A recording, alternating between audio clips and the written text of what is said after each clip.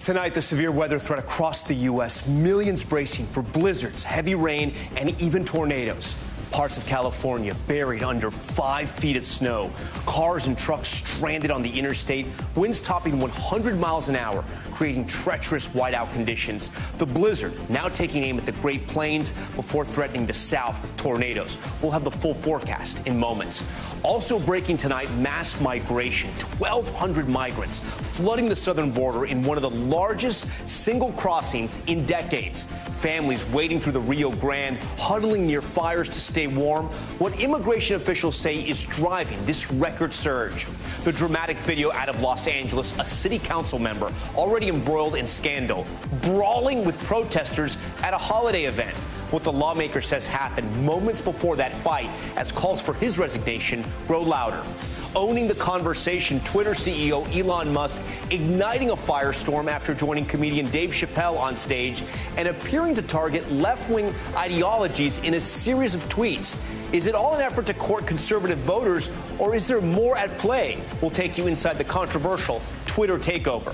Plus, lucky to be alive, the terrifying moment a boat nearly runs over a scuba diver in Hawaii, why no one on board could see the man below the surface. And Taylor's surprise reveal. The new tickets going on sale after that Ticketmaster disaster left so many Swifties in tears. The special group of fans now getting a second chance to snag a seat. Top story starts right now.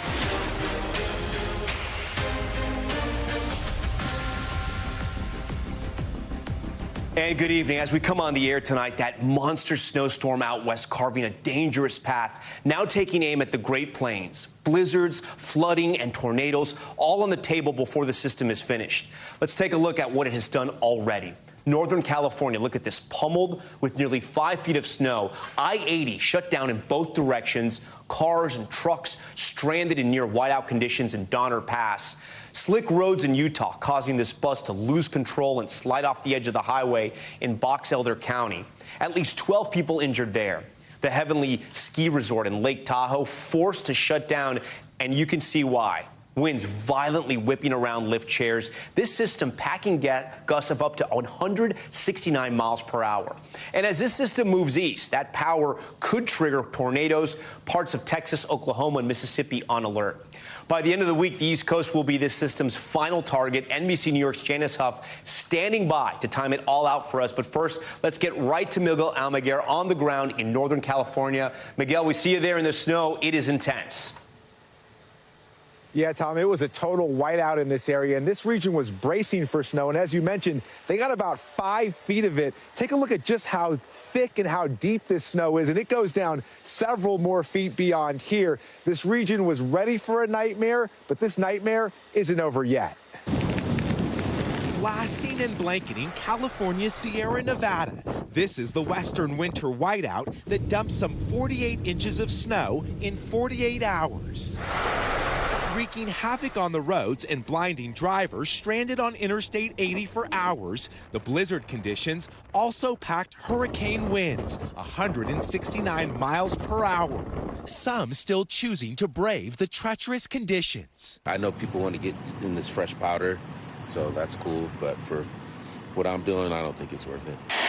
The deadly conditions also triggering avalanche warnings, dumping some 5 to 6 feet of snow in some areas.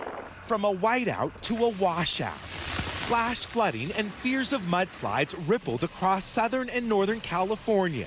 Near Sacramento, downed power lines trapped drivers in their cars until emergency crews could shut off electricity. Whatever you do, don't get out of the car. Outside Los Angeles, rescue teams pulling this man to safety when flooding tore through a drainage canal. With big rigs jackknifed in Washington state, a bus rolled over in Utah. 18 hospitalized here, including 2 victims in critical condition. Moving from west to east, Colorado now bracing for its first blizzard warning in nearly 2 years. This as a separate storm system dumps snow and sleet in Massachusetts, Pennsylvania, and upstate New York. Perhaps a taste of what's still to come, as western woes could become the East Coast misery. All right, Miguel Almaguer joins us now live again from Truckee, California. So, Miguel, I got to ask you, talk to us about where exactly you are there in Truckee and how high that snow is.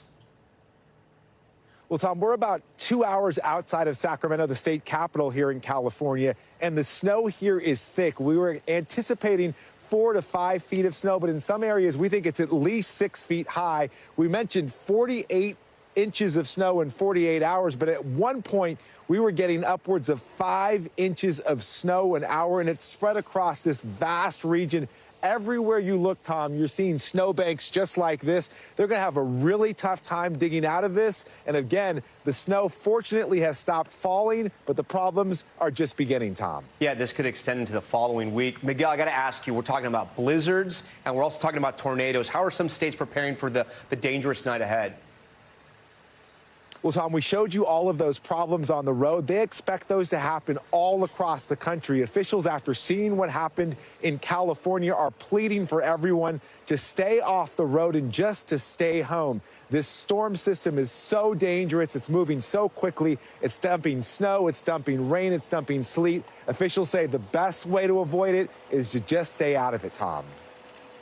Miguel Almaguer leading us off tonight here on Top Story. For more on this monster snowstorm and where it's headed next, NBC New York Chief Meteorologist Janice Huff, and my good friend, joins us here on set. So, Janice, walk us through the next couple days. Okay, so the storm is now gathering strength over the northern Rockies, and we're expecting it to intensify and then move across the country. It's going to affect the entire country one way or the other. As a blizzard on the north side, there are already blizzard warnings in effect for parts of the Dakotas, Wyoming, Nebraska. They're expecting more than a foot of snow, maybe even 1.5 feet of snow from the storm and wind. And out in front of it in the warmer air is where they're expecting severe weather. That starts tonight in parts of Oklahoma and Kansas and Nebraska. And then it moves east tomorrow and portions of Texas down towards the Gulf Coast, New Orleans, Shreveport, Louisiana. And then it moves even farther east, and that severe part of the storm moves into the Florida Panhandle. So places like Tallahassee, Panama City, Pensacola, Florida will be under the possibility of maybe some severe weather on Wednesday. And we're talking about severe thunderstorms with hail, damaging winds, and isolated tornadoes. Then it moves to the East Coast. And with it moving to the East Coast, we could see a mix of snow and rain here in the Northeast as well, Tom. So, Janice, in the weekend, as people start to travel for the holidays, what will it look like on the East Coast for the weekends and this storm? Very similar to the storm we just saw yesterday, where there will be rain right along the immediate coast. And the north of New York City, it's going to be a lot of snow. There could be accumulating snow for New York City. It could be the first time this season, but definitely a lot of snow inland. All right, Janice Huff for us. Janice, we appreciate that. Turning now to the latest at the southern border and the shocking images coming out overnight. You can see there are hundreds of migrants lining up to be processed by U.S. Customs and Border Patrol. The caravan crossing the Rio Grande from Mexico into Texas, and the surge coming just days before Title 42 comes to an end. NBC's Squad Venegas explains it all. A massive border crossing in Texas overnight, as hundreds of migrants trekked across the Rio Grande to reach the United States. Fires burning to keep them warm in cold temperatures. Men, women, children, and entire families lining up at the U.S. border after crossing illegally from Mexico. Aguantando hambre, pero gracias a Dios pudimos llegar. Mexican authorities say an estimated 1,200 migrants crossed into El Paso, Texas, turning themselves into the custody of U.S. border officials. Después de tanto, esperamos estar bien ya, por fin. Después de ser secuestrados, aguantar hambre, esperamos estar mejor.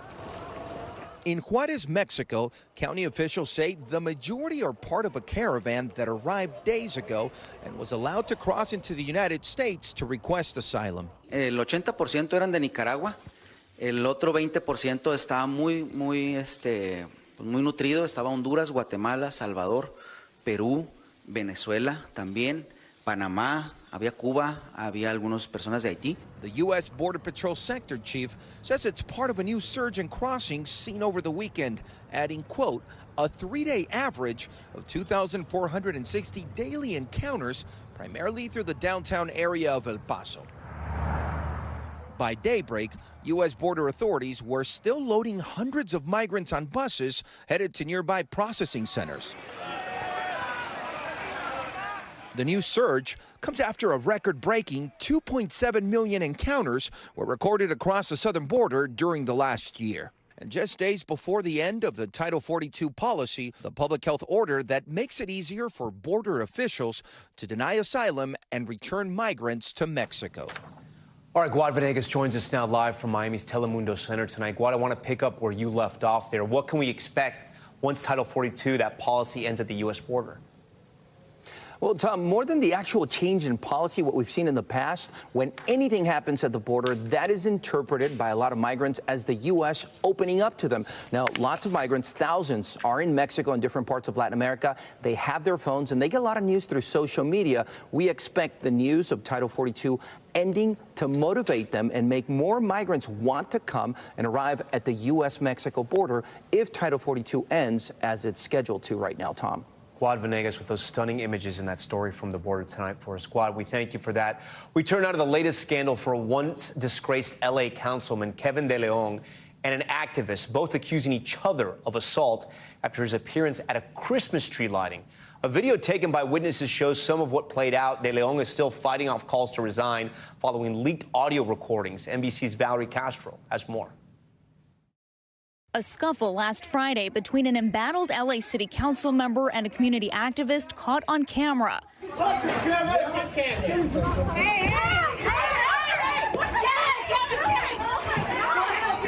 Councilmember Kevin De Leon and the activist Jason Reedy each filing police reports against each other for battery following the incident at a children's holiday event. De Leon has faced immense pressure to resign, including from President Joe Biden since October, when he and other city council members became entangled in a racism scandal involving leaked audio files of a closed-door meeting. Since then, he's been plagued by activists following him to recent events and even camping outside his home. The activists, including Reedy, arrived at this event Friday, calling for him to step down, and later released video of the clash. Resign, Kevin! The video does show what happened in the moments leading up to the altercation, but De Leon later describing what he says happened off camera. What's not captured, obviously, in the video is I was up against the wall. He thrusted his pelvis into me, then he headbutted me in the forehead. And at that moment is when I grabbed him by, I'm assuming, by the lapels. In a statement to NBC News, Reedy's lawyer insists De Leon initiated the physical contact, the altercation coming just hours after De Leon made an appearance at a city council meeting, his first since October, after the leaked conversation revealed he and other council members making racist remarks. I see a lot of little short, dark people here. The 2021 recording led to the resignation of former LA City Council President Nury Martinez. She was caught making disparaging comments describing the black son of fellow council member Mike Bonin. De Leon saying Bonin, who is white, carried his adopted son around like a designer bag. It's an accessory. When we do the MLK parade, just like when they used to have those statues in plantations. Just like when Nuri brings her Goyard bag or the Louis Vuitton bag. Bonin reacting to De Leon's appearance at Friday's meeting. I was disappointed and angry and frankly unsurprised that he showed up. He's been on this fake apology tour and he clearly doesn't get it. There is a road to redemption, to be sure, but it begins with resignation. De Leon has publicly apologized for the comments, but is adamant he will serve out the rest of his term. Friday's incident so far not enough to sway that decision, despite what he reported to police as battery. He took a swing at me, hit me across the face here, and then he took a second swing. He missed that swing right there. But it did appear to change his mind about attending Sunday's inauguration of LA's first female mayor, Karen Bass. He was the only council member absent from the ceremony. I don't plan to attend. I want it to be a well-attended event. All right, Valerie Castro joins us now live in studio. So, Valerie, where does the investigation as far as this physical altercation, where does that one stand? Right, so we reached out to the LAPD. They say that investigation is ongoing and no charges have been filed just yet. But De Leon told NBC LA he would, quote, absolutely be willing to press charges. As for Reedy, his attorney says his client shared that video of the incident with police when he filed his report, insisting De Leon was the instigator. So De Leon obviously has had a rough couple of months here. Is there any sign that he will eventually resign? There is no indication that he has any plans to, but just last week, the LA City Clerk approved a petition for a recall. More than 20,000 signatures will have to be collected from De Leon's district by March 31st to qualify for the ballot. Tom. All right, Valerie Castro for us. Valerie, thank you so much. Okay, we want to take a turn now to a major update to a story that NBC News has been following for nearly 30 years. It's the Lockerbie bombing arrest. U.S. officials announcing a Libyan man is now in custody on U.S. soil, accused of making the bomb that took down Pan Am 103 over Lockerbie, Scotland in 1988, killing all 270 people on board. The suspect appearing in a Washington, D.C. court today. NBC News Chief Foreign Affairs correspondent Andrea Mitchell has the latest. Tonight, after 34 years, the former Libyan intelligence officer accused of making the bomb that blew up Pan Am 103, Abu Ajila Mohammed Massoud, making his first court appearance on U.S. soil. Finally today, the hope of justice for victims' families like Mary Kay Stratus, whose husband Elia was on the plane. It's taken 34 years to get this far. Sadly, many of our family members have passed on. We don't have years to wait. In federal court in Washington, Massoud appearing before a judge. The FBI says he was taken into custody in Libya and confessed to building the bomb, putting it in a suitcase, and planning the attack with two co-conspirators under orders from former Libyan leader Muammar Gaddafi's intelligence service. It was December 1988. 259 people were on the jumbo jet, mostly Americans, including 35 Syracuse University students returning home for the holidays. Victoria Cummock's husband, John, one of the passengers.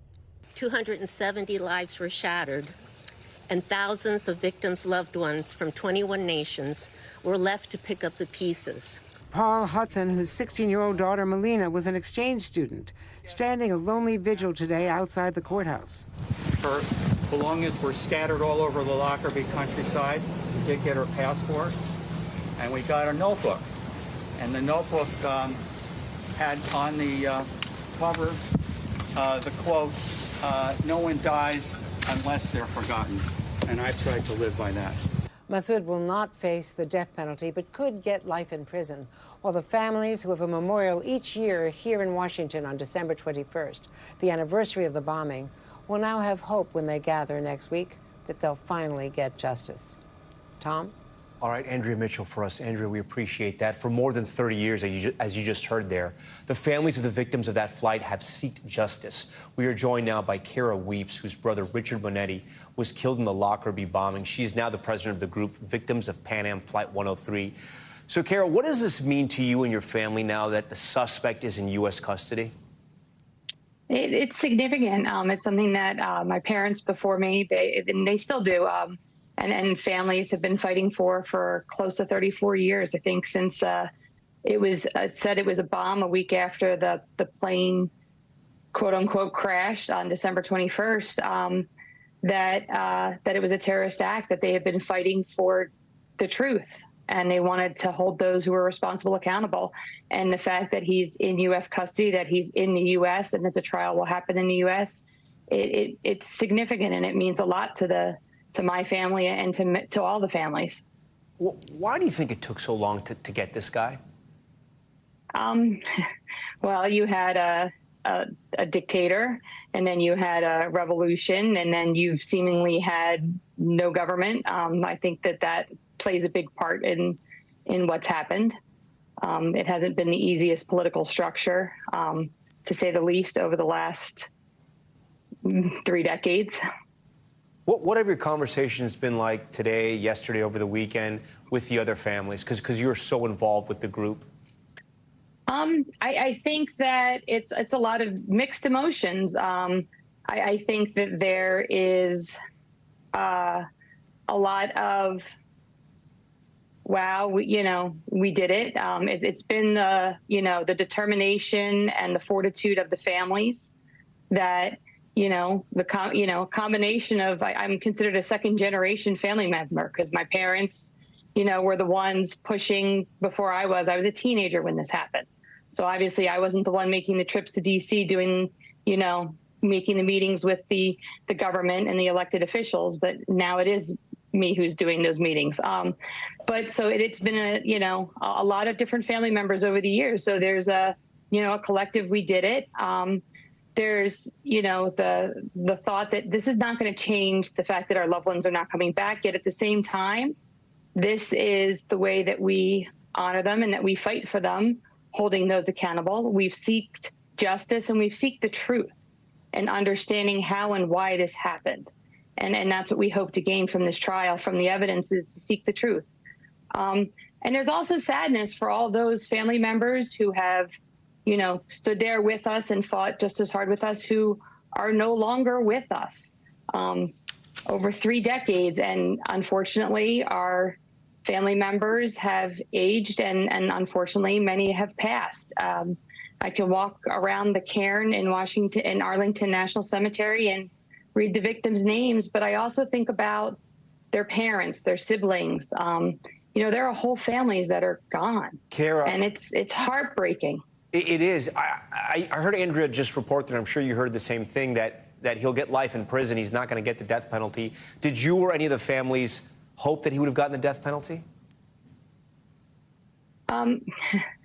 That's a complicated answer for a lot of different reasons, and that's probably you don't have enough time to hear the complicated answer to that.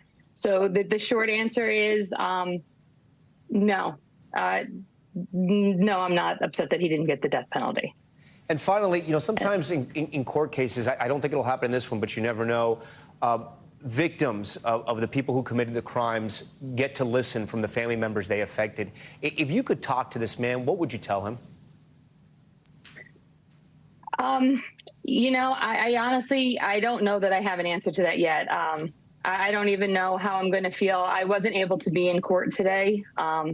I wasn't on the East Coast today for family obligation. But I don't even know how I'm going to feel being in the courtroom and seeing him in person. So I don't even know where to begin. I was 15 when this happened. This has been 2/3 of my life. To say that our lives changed that day is an understatement. To say everyone whose family member was on the plane's lives changed that day is an understatement. I know people who don't have memories of the loved one that they lost because they were too young.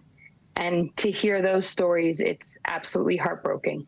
I was lucky enough to have 15 years with my brother. And while that was far too short, at least I had that.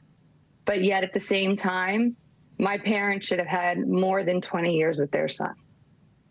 Kara weeps tonight on Top Story, and there were 270 other families, right? 270 families just like yours. Kara, thank you so much for that. Still ahead tonight, the missing American overseas, the college student from New York vanishing in France right before holiday break, where he was last seen, and the urgent plea from his parents. Plus, holiday party outrage, a school board president allegedly hosting a party with half-naked men and alcohol while high school students from a choir were there. The email just sent to parents from the district's superintendent. And the new video showing a boat nearly running over a diver in Hawaii. This video is crazy. The mistake the diver says he made. We'll explain. Stay with us.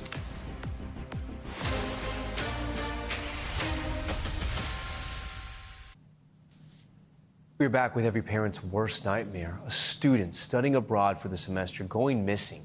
21-year-old American student Kenny Delan has been missing in France since last month. Now his family is desperate to find him and bring him home. NBC's Molly Hunter has this story. This is the last known image of Ken Deland, a surveillance camera from a sports store in the south of France, seen in this photo wearing a red jacket and carrying a backpack. Ken, a senior at St. John Fisher University in New York, was planning to return home for Christmas. His family last heard from him on November 27th, and according to his family, his phone last pinged on November 30th. The surveillance photo was taken December 3rd, and after that, Ken Deland has vanished. His family said Ken was traveling a lot during his semester abroad, posting pictures from many different places and keeping in good contact with his family. Typical would be to reach out to us daily or every other day. His family and friends now clinging to hope that he's still alive. A prayer service for him yesterday, those close to Ken praying that he's alive and okay. Yellow hope ribbons around a tree outside the church. I believe wherever he is, that is holy and that is what is sacred is with him. and that it brings him comfort and peace. The family has set up a website hoping to alert the public about their missing son. If there's any information that people can provide, you can add it to that website. DeLand was studying at the University of Grenoble-Alpes. The family was first alerted to his disappearance when he'd been missing for 24 hours, which his family said was highly unusual.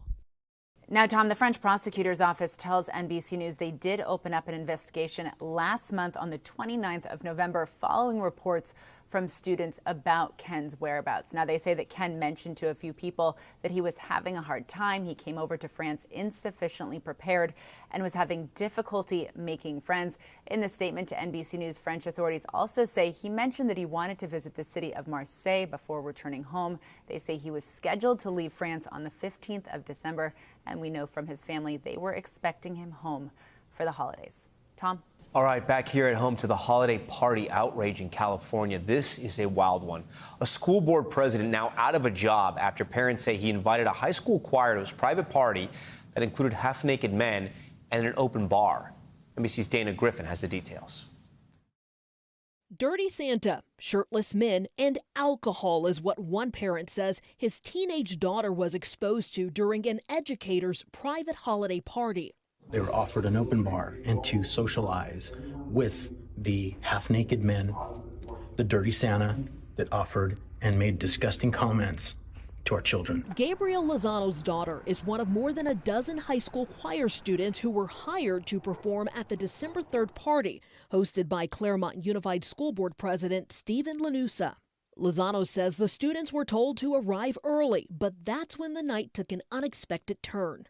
Lanusa included, to mingle with these people. Police now investigating the incident and confirming to NBC News they are looking into this photo of half-naked men allegedly posing with adults at that party that has been circulated by parents. Were any other school board members present? At a special session of the Claremont Unified School Board on Friday, where Lanusa was noticeably absent, parents called for his resignation. Sadly, there is no apology that can help our kids unsee or unfeel the events that took place in his home. In an email sent to parents obtained by NBC Los Angeles, the Claremont School District's superintendent confirmed Lanusa has stepped down. It comes shortly after his fellow board members also encouraged him to resign, writing in a statement, "We are appalled by the allegations which are understandably causing distraction, disruption, and pain." A pain parents are not over yet. The board is now working to decide how to replace him. Dana Griffin, NBC News. Dana, we thank you for that. And NBC has repeatedly reached out to the Claremont District and Stephen Lanusa, as you just heard there, for comment, but have not yet heard back.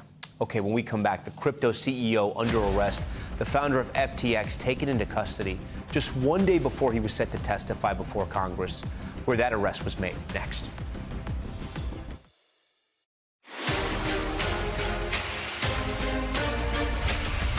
All right, we are back now with Top Stories newsfeed, and we begin with breaking news: the arrest of former FTX CEO and founder Sam Bankman-Fried.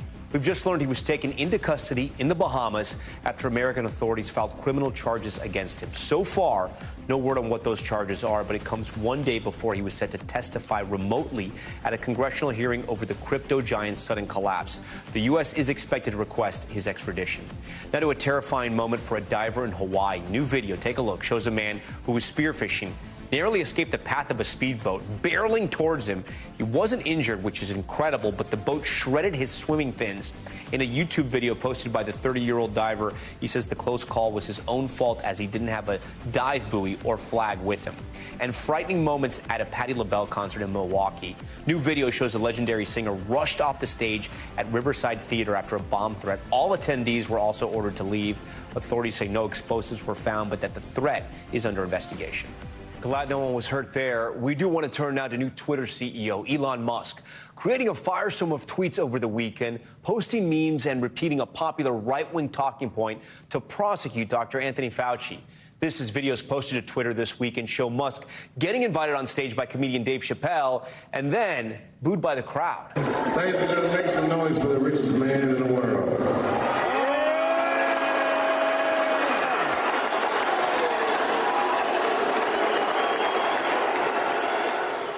Chappelle then joked about the mixed reaction and kept Elon on stage with him.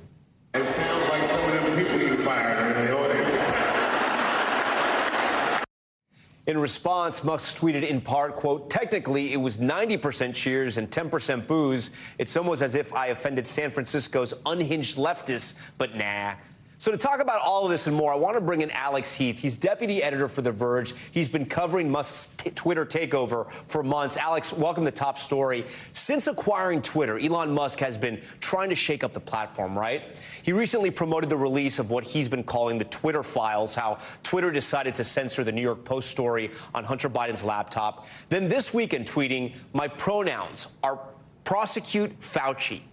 He's also been tweeting about the left, like saying the woke mind virus is either defeated or nothing else matters. So I guess, Alex, my question to you is, what is the play here? What is he trying to do? Is he trying to win over conservatives to bring them back to Twitter?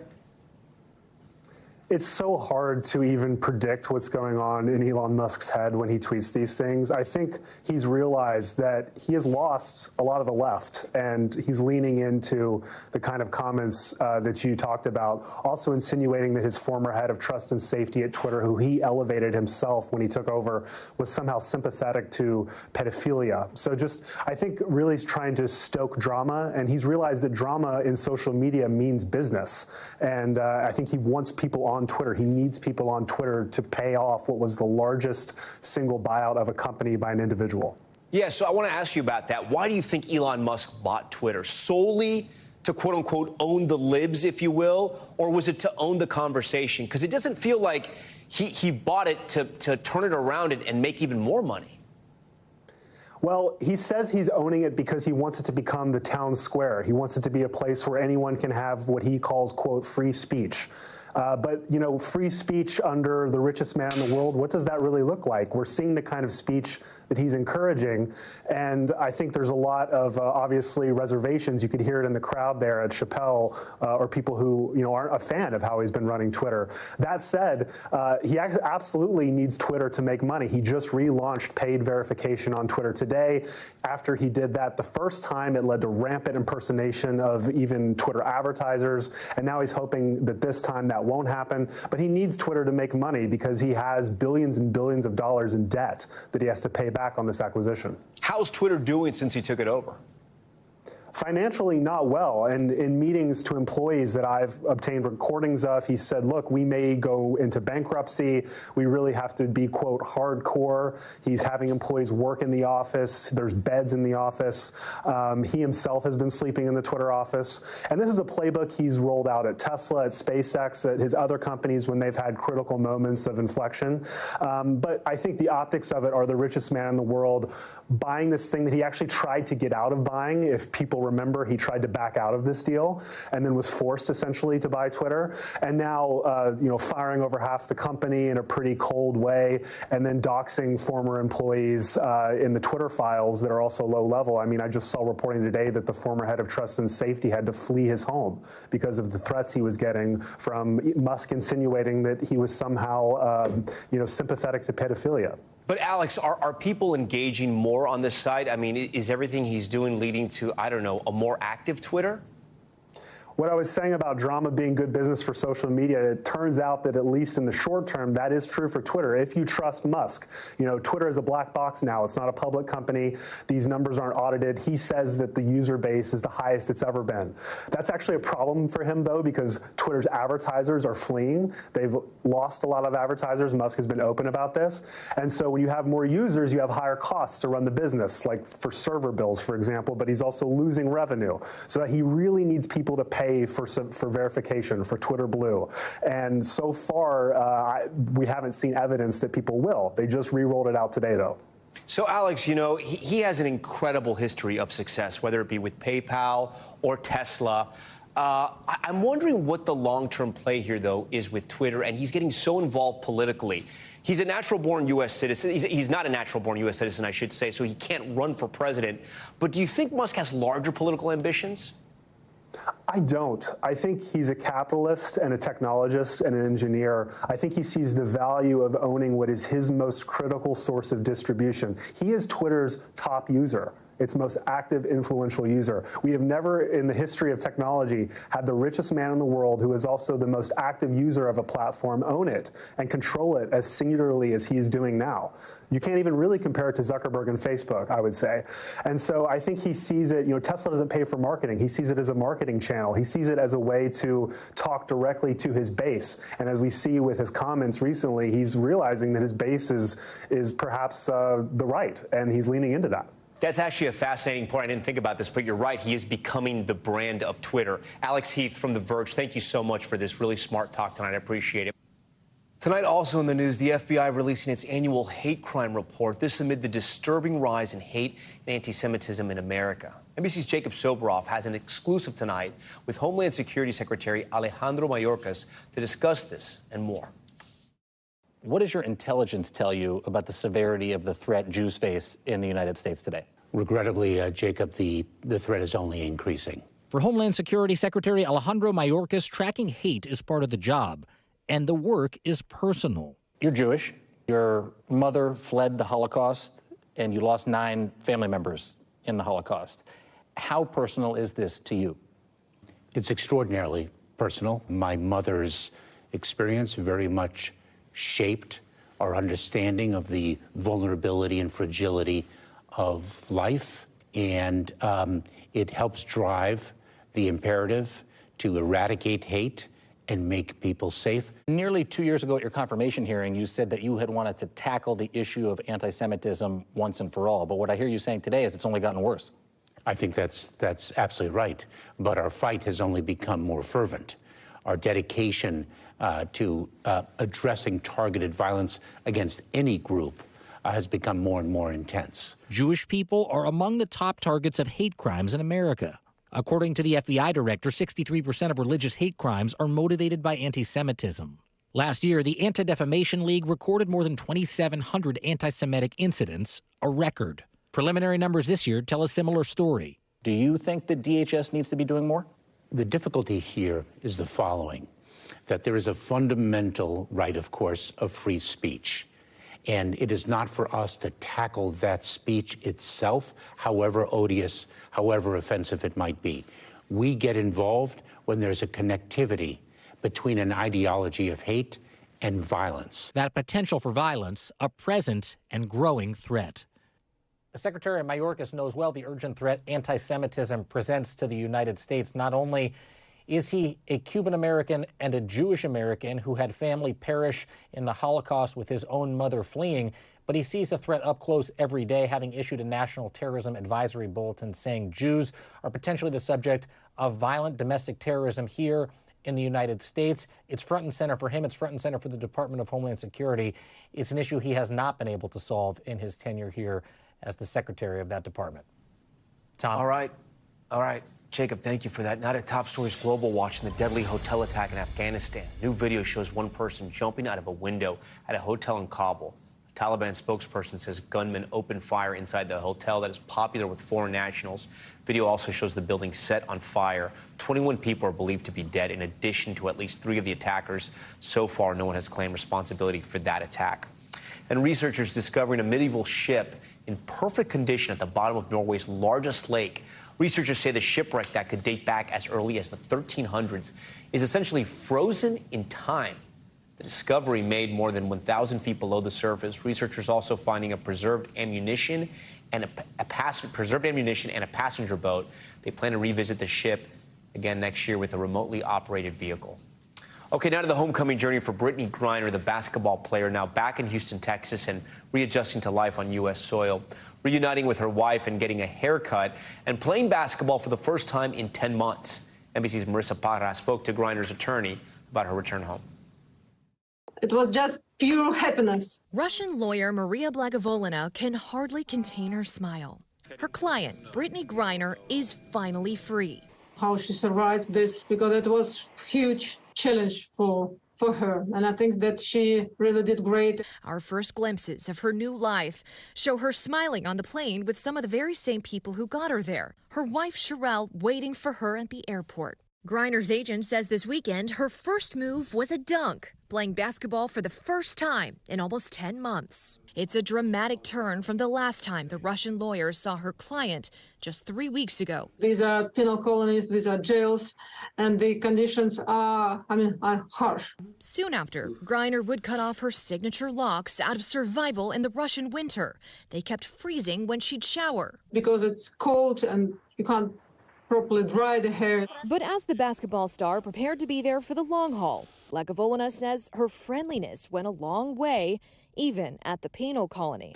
So a lot of people want really to help her. Her lawyer says Griner always remained hopeful for a homecoming. I think everybody's happy. It's kind of, happy end just before the Christmas. So it's unbelievable. On the heels of their success with Griner, the Biden administration says they continue to negotiate for the release of Paul Whelan from Russian detention, saying they had an ongoing meeting as recent as today, and they're confident that they'll be able to send a plane to pick up Whelan, quote, before too long. Tom? Okay, Marissa Parra for us. Marissa, thank you. When we come back, some good news for Taylor Swift fans. Ticketmaster releasing a new batch of seats for her upcoming tour after that disastrous sale earlier this month. What we know about Taylor's Take Two. That's next. And some more Swifties may get the chance to hear that album live, with Ticketmaster set to release more verified fan-based tickets. An unknown number of people who signed up for the pre-sale last month but were locked out were notified of the second chance in an email today. It comes as the company tries to clear up the bad blood between Swifties. To help break this down, David Brooks joins us now. He's the senior director of live music and touring for Billboard and has been covering the Ticketmaster sales troubles very closely. So, Dave, some Taylor Swift fans were given a second chance today. Some verified fans got the opportunity, right, to buy those tickets for her Eras tour, but they could only purchase 2 tickets each, and that email didn't get to a lot of people. So is Ticketmaster still in damage control mode? Yeah, I think so. I think this is really only going to cover a very, very tiny percentage of the tickets that are still available. And I mean, when they come close to kind of meeting the demand, an estimate of between 1.5 to 2 million people still want tickets. And we estimate that this sale happening now probably covers about 160,000. So obviously there's a huge difference between the two. Yeah, and do we know exactly what's going to happen with Taylor Swift and her problems with Ticketmaster? Is there any fixing this? I think they'll probably just settle it privately. She's going to make something like $550 to $600 million, from this tour, from the tickets she sold through Ticketmaster. So I think that they can maybe make some small adjustments for her. But in the end of the day, I think they'll just kind of privately settle it if there's anything left to. So Dave, Bad Bunny, who has insane numbers, I mean, maybe the biggest following in music right now on the planet, Ticketmaster apparently sold fake tickets to his show. I mean, what happened here? Well, so there's 2 stories, I guess. So there's a story from this attorney general who covers consumer issues in Mexico, and he's accusing the company of selling fake tickets, which would be very strange. I have never heard Ticketmaster doing that. Ticketmaster says, look, in Mexico, they don't have the digital tickets that they use for some shows here. Some tickets were just duplicated and resold. Some tickets were copied, and that's what caused the problems. For about 1,600 people trying to get into the Friday concert in Mexico City. Until we hear more, it's going to be hard to tell who's right. I know some bands and artists like Pearl Jam have tried to sort of take Ticketmaster out of the equation. I don't know if they're still doing that, but I know bands and artists have experimented with that. Is there any way to sort of do this without Ticketmaster, or are they so big now it's impossible? Well, it would be almost impossible just because Ticketmaster has all its contracts with the venues. So if you want to play any venue in the United States, it's almost likely going to have an exclusive agreement with Ticketmaster. I think the only way you could do it is if you kind of made your own venues and made your own spaces, like at fields and farms and wherever else. I don't know any other way besides that. And we thank you for watching Top Story tonight. I'm Tom Llamas in New York. Stay right there. More news on the way.